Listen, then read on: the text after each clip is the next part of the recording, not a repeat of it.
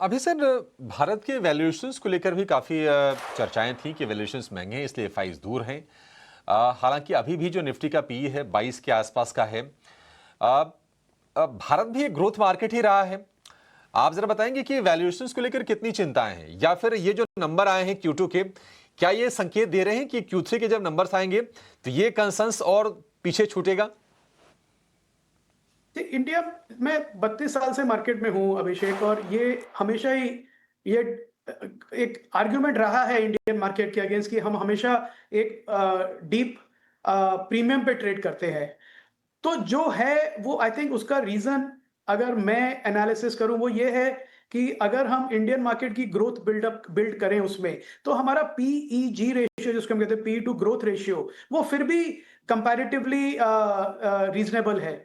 दूसरा मुझे लगता है जो निफ्टी की अर्निंग्स हैं, निफ्टी एक बहुत अच्छा इंडेक्स नहीं है फ्रैंकली मेरे व्यू से, क्योंकि उसमें काफी ऐसे स्टॉक्स हैं जो अभी भी लो अर्निंग्स पे हैं पर मार्केट कैप बहुत हाई है, जैसे अटर्नल, जो स्क्यू करते हैं निफ्टी की वैल्यूएशन को।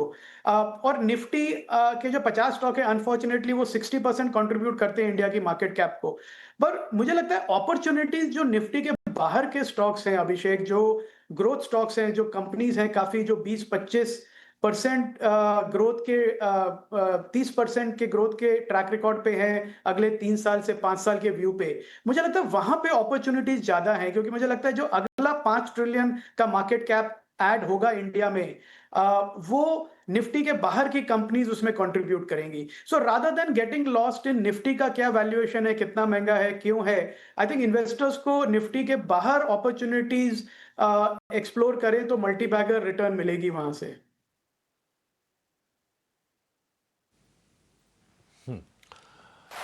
ठीक है, मल्टी बैगर रिटर्न की अपॉर्चुनिटी बाजार में बनते जाएंगी। तो जरा बताएंगे अभय सर कि सबसे बेस्ट जो आपको सेक्टर लग रहा है बाजार में इस वक्त, क्योंकि बैंकिंग की चौतरफा चर्चा चल रही है, बैंकिंग और फाइनेंशियल की।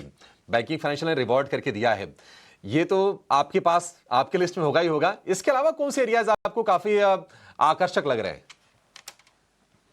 जी, एक एरिया जिसमें हमारा काफी फोकस रहा है अभिषेक, वो है mid cap small cap pharma stocks, क्योंकि मुझे लगता है कि जो जेनेरिक लार्ज कैप हमारे एक्सपोर्टर्स हैं, वो बहुत अच्छी कंपनीज हैं, वर्ल्ड क्लास कंपनीज हैं, पर अब वो थोड़ा ग्रोथ प्रेडिक्टेबल हो गया है। तो अगर हमको फास्ट ग्रोथ की कंपनीज ढूंढनी है तो एक मिड और स्मॉल कैप में जाना पड़ेगा, और उसमें मुझे लगता है कि काफी कंपनीज हैं जिन्होंने पिछले 3 से 5 साल में कैपेक्स किया है, इन्वेस्टमेंट किया है, एक इनोवेशन में इन्वेस्ट किया है, आर&डी में इन्वेस्ट किया है। सीडीएमओ कंपनीज हैं जो यहाँ से इमर्ज हो रही हैं। ये मेरी बाय रिकमेंडेशन नहीं है, पर हमारा मॉडल पोर्टफोलियो काफी पब्लिक डोमेन में रहता है, तो हमने एक छोटी कंपनी है स्मॉल कैप सेनोरिस फार्मा हमने ऐड करी थी, जो ऑलरेडी काफी अच्छा कर रही है।